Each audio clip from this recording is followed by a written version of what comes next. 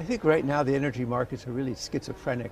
On the one hand, there's been great concern about the weakness in China, which has been, for 2 decades, China was half of the growth in world oil demand and the weakness in the Chinese economy. On the other hand, of course, is the uncertainty about whether the violence in the Middle East, the wars going on, will actually touch the oil infrastructure. And you see the oil price oscillating between the two of those. I'd say the one thing, there does seem to be a little more confidence now that wasn't there at the beginning about the Chinese stimulus measures, that they may actually have an appreciable impact on economic activity and demand. And let me pick up on a couple of these points. First up, the violence in the Middle East, because it was only weeks ago that you warned it was a dangerous time like never before. Since those remarks, Israel has killed the Hamas leader Yahya Sinwar, the mastermind of the October 7 attacks on Israel. What does this mark in terms of the phase that we're now watching? Well, I think it's even more dangerous because, of course, it's really a waiting period. Is when will the Israeli retaliation against Iran occur? Is it tomorrow, the next day? Is it after the presidential election? That part is unclear, and Iran has threatened to retaliate again. So what was a proxy war between Israel and Iranian proxies is increasingly a direct confrontation between Iran, and the question is, so far, oil infrastructure has not been part of it, but when the war started, it's uncertain. And the Israeli response this time is not going to be like that very targeted thing last time. It seems it's going to be on a much larger scale. And that sounds like you're not confident in the Israeli assurances that Iran oil infrastructure is not in the firing line. Well, certainly that's been the message from the Biden administration to the Israelis because of the concern about what a disruption would do, what it would do to prices.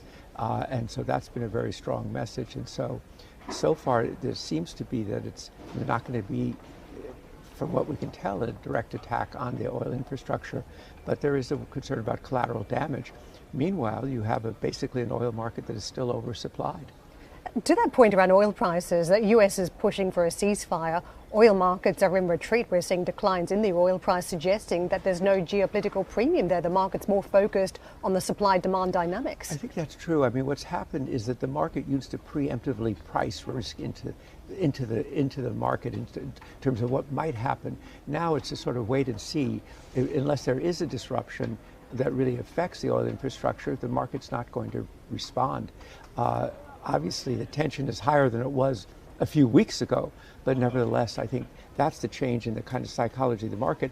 And I think part of that is because of this extraordinary growth of U.S. oil production, which the scale of which towers above everything else. Well, let's talk about that a little bit also in the context of a U.S. election, because we're just a couple of blocks away from the White House and we're setting up for a couple of weeks election. Away from the election. Exactly. We're just on the cusp of some potential big change. If it is a Trump win, what does that mean for big oil companies that have been now lobbying to keep parts of the IRA despite initial opposition? I think the message around the IRA is that it has support across the political spectrum.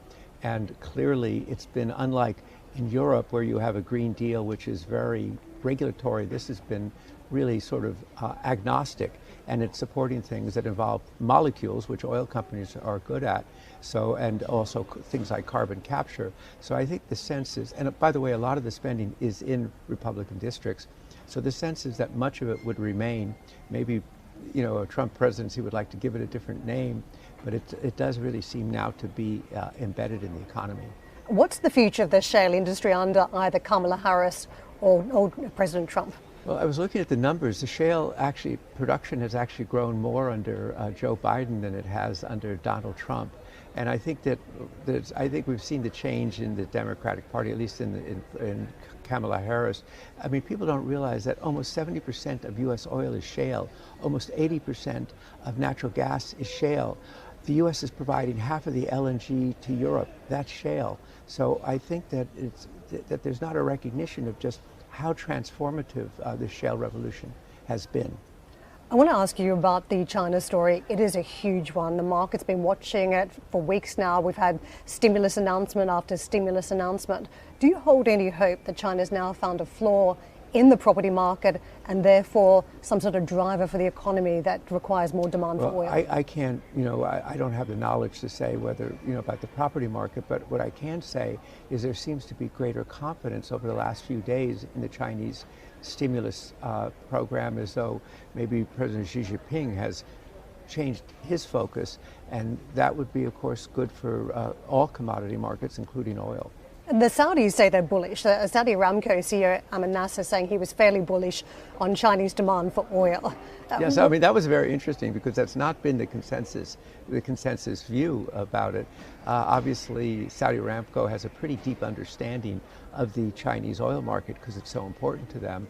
So I think we have to take that view seriously, and maybe it's linked to the notion that the stimulus program will be stronger and have a bigger impact than the initial reaction. Would it get the Saudis out of a bind if there was a bounce back in China? Well, I think the Saudis, the bind, obviously, they're an oil producer. They want the revenues. I think they'd like to see growth.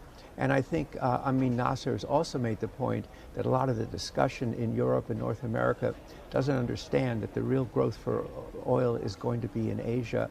And, he has a different picture for the energy transition.